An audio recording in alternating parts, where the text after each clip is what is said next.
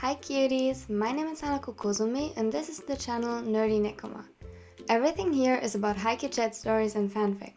Thanks for joining us today. If you like this video, please consider subscribing and leaving a like. A little disclaimer to begin with. I do not own any of the Haikyuu characters, artworks or music I might use. This is not necessarily how I see them, and just for entertaining purposes. I am aware that there are similar channels and videos to this one, and I do not intend to copy or steal any work from them. By the way, I created my avatar with the app Lily's Story. Their designs are super cute. Today's video is a boyfriend challenge. To be more specific, it's the Call Them, Act Suspicious and Hang Up challenge. This is only part 1 of a series and it includes the ships KageHina, KuroKen and DaiSuga. I use an app to randomly pick the order of the ships, so don't be surprised about that. And yeah, enjoy!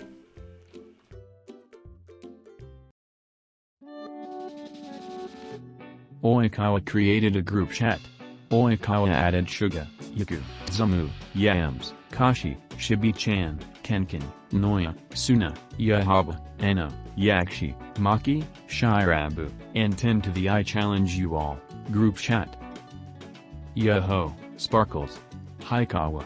Hi Great King. Hi Shibi-chan. Shoyu. Noya-san. Oh my god. Welcome to the madness. What is this GC even about? To challenge you all. We get that, but what kind of challenge? This can't be good. Oh yams, I'm deeply offended. You spend too much time with Salty. Noya, be nice. What? I'm just stating facts. Can't argue with that. You too Inishida? He's not wrong though, is he? Hi Kenma. Hi Shoyu. Can we get back to the question? Nakoma's setter, I'm surprised to see you here this soon. Well, you all pretty much blew my phone up. Not like I had a choice. Who's salty now? You. It's Sparkles Chaos Sparkles. Okay, everyone back to Suna's question. Why are we all here? I thought we have a big GC for things like this. No, not for things like Sparkles this. Sparkles. That would ruin the whole fun. The fun you say? Yes. So I'm assuming this is not about a particular team, since there is at least one person from almost every team we're friends with, yet never more than half of them. Correct. What is this, a guessing game? A game? ... Oh no. What is it, Kenma? Do you know the answer? ... Huh, smart aren't you? He is like super smart, his sets are totally awesome. He can read the game like whoosh. Yeah, that's our Kenma. Don't say it like that. Interesting. Hey, you're getting off topic. Really, you're mad because they stopped giving you attention for 1 second? Am not. That's mean, Shirabu. Again, can we all calm down a little, please? But that's what it is all about, isn't it? Attention, I mean. That didn't answer anything. Well, I agree with the Nico. It's about attention, not ours but Sparkles. I watch and Sparkles. Oh, Koababa's everything alright? And what do I have to do with that? Yes Suga, everything is fine, thanks for asking though. It's the Sparkles passive aggressiveness. Sparkles for me. Zamu. Anyways. I just thought it would be fun to prank our boyfriends a little. Or girlfriend of course. That sounds like way too much effort. At the very least it sounds like a terrible idea. Wait, Kashi, you too?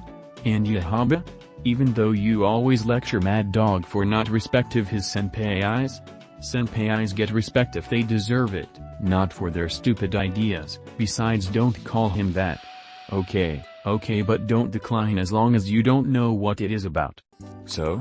What kind of prank were you thinking?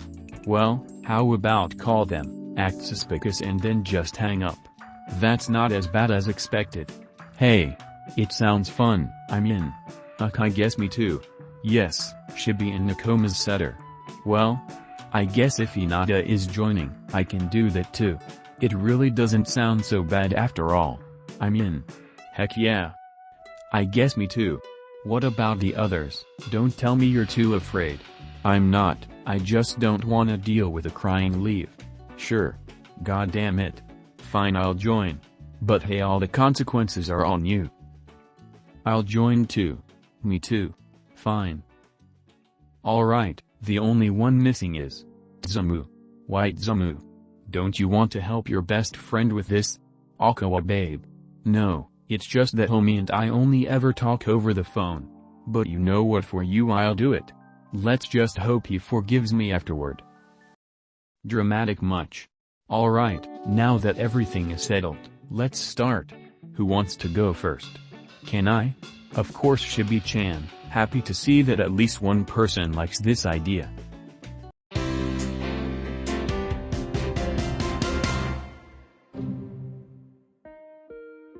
Hinata closed the chat and immediately dialed Kageyama's number.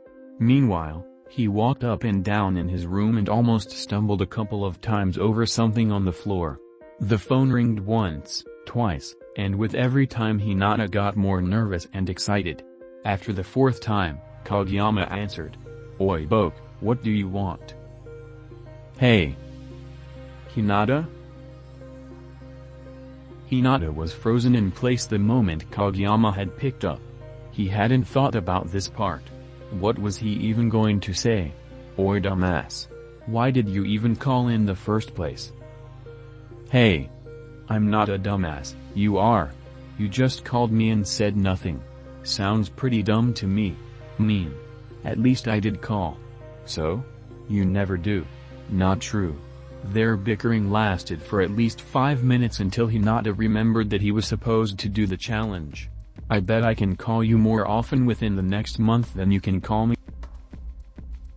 All of a sudden the ginger had turned quiet. Without any warning. Oi. What's wrong with you? Nothing, okay. So do you want to play volleyball later? Dang it. You still have to practice your awful receives. Yeah, okay, then let's meet at the park. And no, Hinata hung up. He ended the conversation as soon as possible after Kageyama brought up volleyball. The middle blocker was aware that he couldn't say no to volleyball for too long, so he had to hurry. Relieved, he let himself fall onto his bed and sighed. What now? Wasn't that basically the whole prank? Damn, and for that, he missed the opportunity to play volleyball? Kageyama stared at the phone in his hand, still trying to comprehend what just happened. Something was off. It took him a couple of minutes, in which he continuously glared at the device, only to have his very angry-looking reflection stare back at him, to turn away and shake off the thoughts. At least he tried to think about something else, but the more time passed the more it bugged him. Like an annoying little voice in the back of his head nagging him about the middle blocker's weird behavior. He got more agitated by the minute, and when he tried to distract himself by practicing a few sets, the ball hit him straight in that face at the second attempt. His mind had wandered off, reminding him that Hinata out of all people, had declined volleyball practice. Kageyama groaned and quickly grabbed his things before heading out to Hinata's place. This is so stupid. Why does this dumbass have to worry me like that? Boke, what? He was interrupted by Natsu, who was friendly enough to let him in. After thanking her by giving a quick bow, he immediately ran towards the ginger's room. Oi Boke. What were you thinking, just hanging up like? Kageyama stopped dead in his tracks as he saw Hinata laying on the bed wearing his hoodie. Kageyama, what are you doing here? I said no to practice, and even if not, we'd meet at the park as usual, right? Why yes. His cheeks reddened, but he couldn't look away. Hey Kags, what are you staring at? And nothing. Dumbass. But you were. Shut up. Mean. Why? Why didn't you want to practice? Oh, that Hinata avoided his gaze. Oi, why are you acting so strange? I'm not acting strange, you are. Besides, why do you care? Don't tell me you're worried about me, Kags. Of course, I am, dumbass. Wait, what? The two of them froze, staring at each other with a perfect view of the other's blush.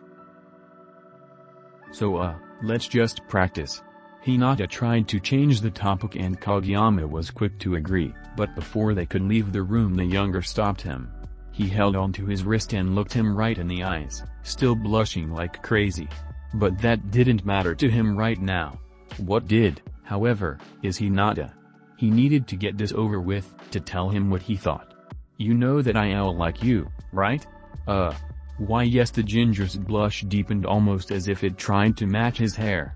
I like you too. Good. So why were you acting so weird?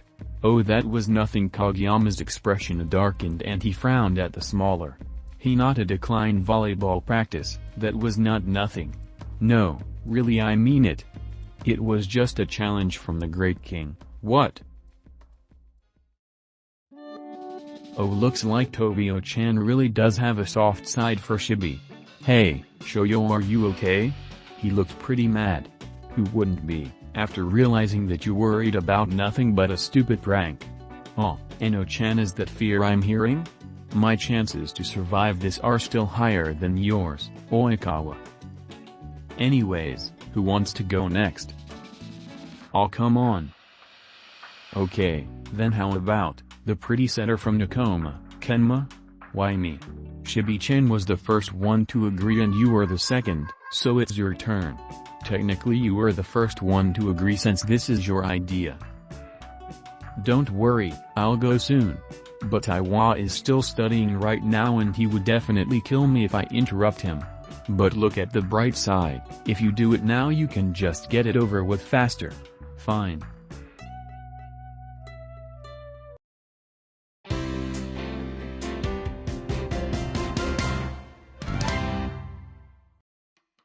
Just like Hinata, Kenma simply closed the chat and called Kuro, having just as much of a plan as the tangerine, yet he was way less energetic about it.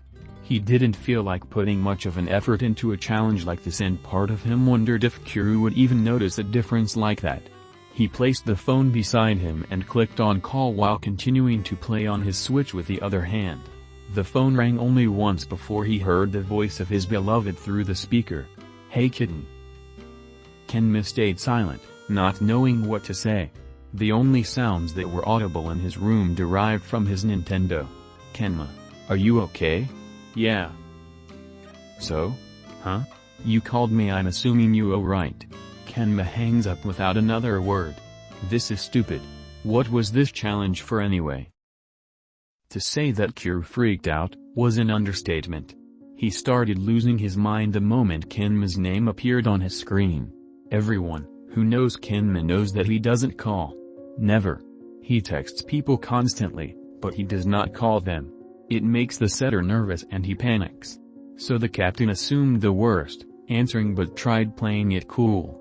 Internally he was basically screaming, thinking of everything that could have happened while trying to simultaneously put on his shoes.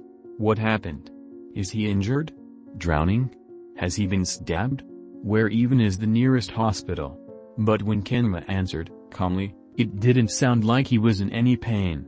That should have eased Kuro's worries a little, but it didn't. Instead, it just added a layer of confusion on top. Then Kenma hung up. Kuro froze for a second before jumping into action. He sprinted towards Kenma's house. It took him a whole 5 minutes in which he repeatedly rang the doorbell before he remembered the key in his pocket. He opened the door, ran up the stairs, and burst into Kenma's room. Only to find the younger sitting on his bed and playing his video games, completely relaxed as if nothing happened. Kenma. Oh, hi Kuro. The setter didn't look up at first, but Kuro's heavy breathing irritated him. His expression turned from shock to a disapproving frown, and he slowly got up to pick one of Kuro's hoodies from his personal stock to give the older. The captain stood in front of him in nothing but a t-shirt and sweatpants, even though it was late fall, almost winter. The first snowfall was announced for later that week. Here. Kuro took it but hesitated to put it on. He observed Kenma, how the smaller got back to his bed and restarted his game. Normally he would join and cuddle him while he played, but today he just quickly threw on the hoodie and sat down on the ground, not taking his eyes off Kenma. Kenma tried to continue his game but he was distracted by Kuro. Not by his typical nagging, whispers of sweet nothings and hands that gently caressed his cheeks and played with his hair, but by his gaze and an unbearable distance the older put between them. I can feel you staring at me, Kuro. Huh? See, come here. The words were hushed and he quickly hid his blush behind long strands of hair. Okay. Kenma froze. This was not the reaction he had expected. There was no teasing and Kuro sounded less enthusiastic than usual. His movements were also slower, hesitant. Kenma looked up at his boyfriend, nervous and with wide eyes as he tried to decipher the reason behind this change in behavior. Kitten? Are you okay? Why? Why what? Why are you acting so weird? Me? I'm the one acting weird? Kenma nodded. Kitten, you are the one acting weird. Kenma frowned. Am not. Yes you are. You called me. Oh. Realization dawned on the younger's face. Oh? What do you mean oh? Is something wrong? Did something happen? Are you okay? Kenma was a little overwhelmed by the sudden outburst, but it quickly turned to amusement and the tiniest bit of admiration and affection. He did notice after all.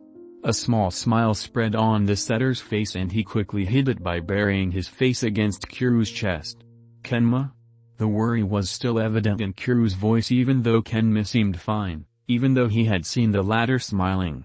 Kenma could hear the rapid heartbeat in Kuro's chest and snuggled closer to him. It was a prank. The words were mumbled and it took Kuro a moment to comprehend their meaning. Just when Kenma started to get concerned, Kuro pulled him closer and let them both fall down on his bed. A surprised sound escaped Kenma's throat and he grabbed the taller's shirt tightly.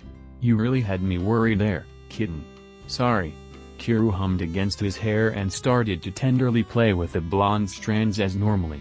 It was soothing and Kenma appreciated the familiar gesture. The setter tried to get up after a few more minutes to text the GC, but the captain's grip just tightened and his arms were too short to reach it. Kuro. Nope. You had me worried sick for a prank. I need cuddles. You can cuddle me when I have my phone. I wasn't finished talking. I need cuddles and you need punishment. I'm afraid you have to give me your undivided attention for a while. Kenma groaned. He could practically hear the smirk in his voice. He snuggled closer anyway, which Kuro commented with a satisfied hum. The GC could wait. In the GC, you think he is still alive? Oh no Kenma. Oh well, there goes our chance to go to nationals. Thanks a lot, Kawa. So one person less, that was quick. Oh come on guys. He is alright, I'm sure of it. Yeah, we all know that Kuro could never hurt his kitten. Don't call me that. Kenma you're alive. Are you alright? Of course I am. But Kuro kept me from my phone. Oh and how did he do that? Guddles, Atsumu, Guddles. Not sure he knows that word. Ouch, Suna, really ouch. Okay anyways, Yashi you're up next. Me? Yup.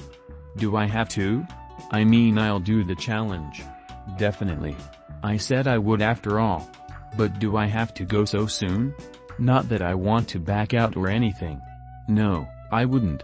Hey it's okay. Yeah everything is alright. No need to panic about it. You got this Yashi. Yeah, we believe in you. We got your back, little crow. Okay, let's not pressure her like that. If you're not ready yet someone else can go first, okay? Are you volunteering Suga-chan? Fine why not? Oh my god, Sugawara. I'm so sorry. Just because I'm not brave enough. No Yashi, you are brave. Don't worry, I have a good idea anyway. And Daichi wants to come over later so it might be the best chance I get.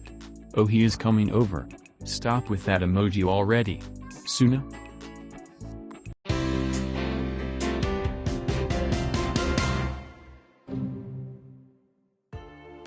Other than Hinata and Kenma, Sugawara took his time to prepare the prank. He thought about a couple of possibilities and in the end, choose the one that sounded like the most fun. Not quite the friendliest though. Suga smiled to himself. If he had to do this why not make it fun? He slowly got up from the bed while listening to the ringing phone as he waited for Daichi to pick up. Hey love. Hi darling. He could hear Daichi struggling to hold on to his phone and the slight hint of nervousness in his voice when he continued to speak. Do you need anything? I'm still a bit busy with studies, but I could stop by the grocery store later when I come over. Yep, Definitely nervous. Suga's smile widened. He would never admit it to anyone but Daichi, but he loved messing with his boyfriend from time to time. No, that's not necessary. Darling. He emphasized the nickname and listened to the captain's reaction while carefully picking a book from one of his shelves. He waited a couple of times in his hand while speaking and deliberately turned the pages, as he walked out of his room and down the hall. Actually, now that I think about it, could you bring some snacks on your way here? I think we ran out. A new idea sparked in his mind as he patiently waited for the other's response. Of course, no problem. Anything else? Nope. Thank you, precious. He could hear Daichi's breath hitch at the other end of the line. And his smile slowly shifted into a smirk. Okay, then what was it you wanted to talk about? Huh? You didn't call me because of the snacks, right? Oh right. The answer caught him a little off guard. He thought he would be through with the challenge by now, and he had to think quickly to avoid being caught. Suga? I just wanted to ask again when you want to come over.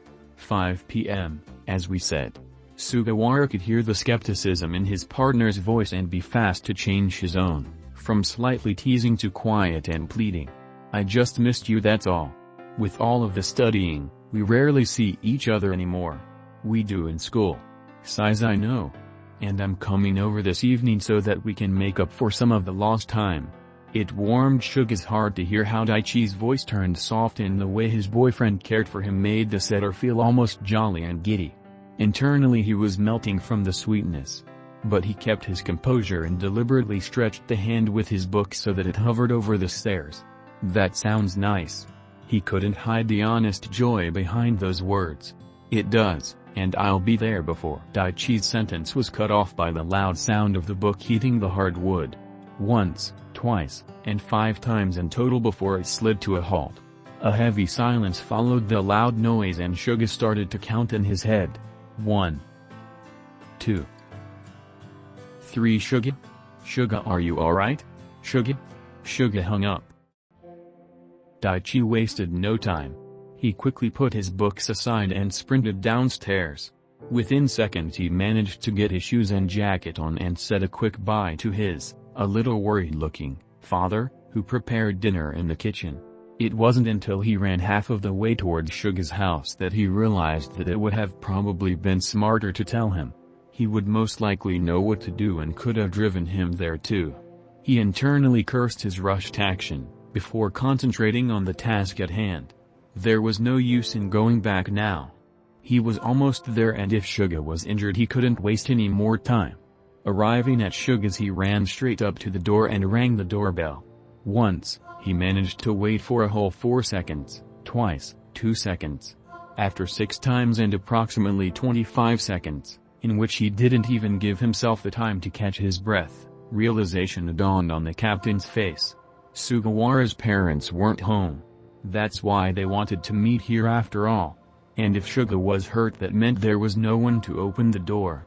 The door that stood between him and the love of his life, who might be, for all he knew, dying from a head injury after tripping and falling down the stairs.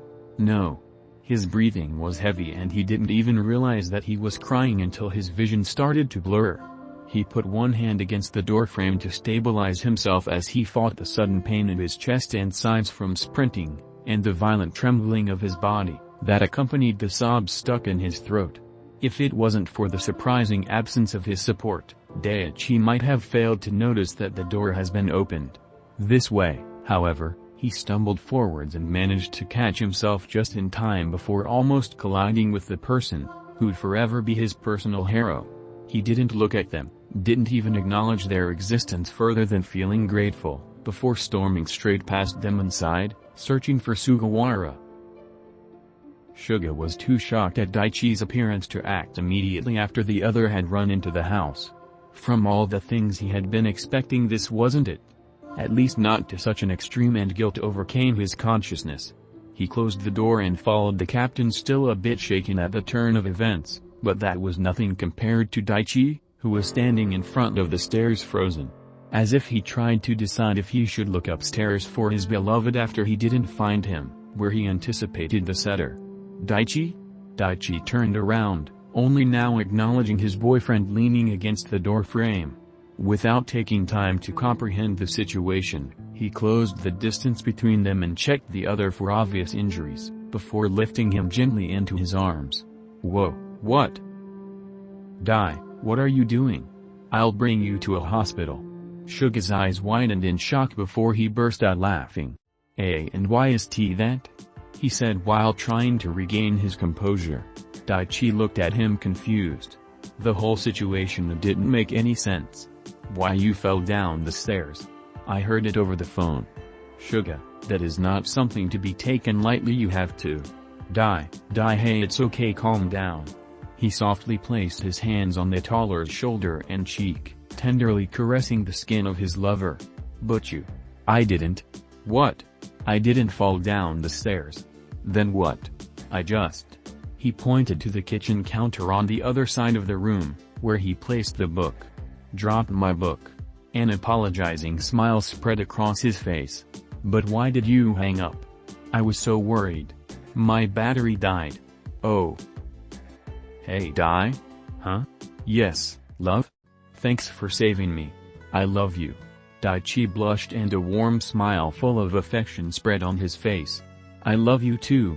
He pulled the silver haired a little closer and placed a tender kiss on his hair.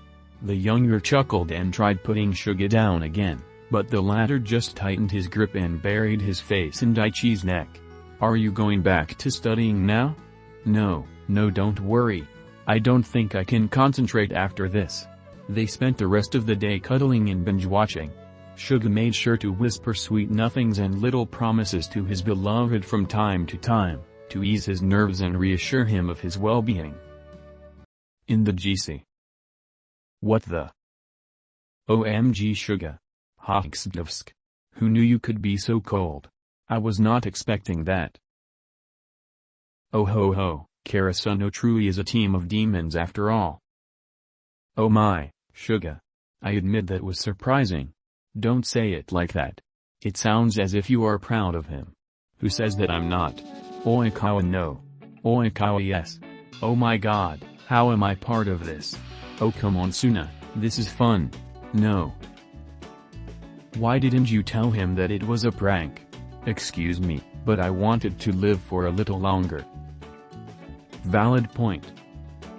Okay, so since I know that Ten is still shopping. Damn right, I'm getting all the ingredients for cupcakes as an apology for Toshi after this prank. Clever. Any idea what you're going to do if Semi gets mad? Shut up. Anyways, back to the challenge. Since Ten is not yet ready, Yams, it's your turn. Alright, see you in a bit. Wait, how did you even know about Ten being busy? And this is the end to part 1. Thanks for watching and I hope you enjoyed it. As always, I'm really excited for your feedback in the comments, so if you want to, leave a comment, suggestions, anything. Also, these are my social media accounts. I post daily headcanons from Haikyuu and especially Haikyuu ships there, so if you want to, you can also follow me there. And yeah, have a wonderful day.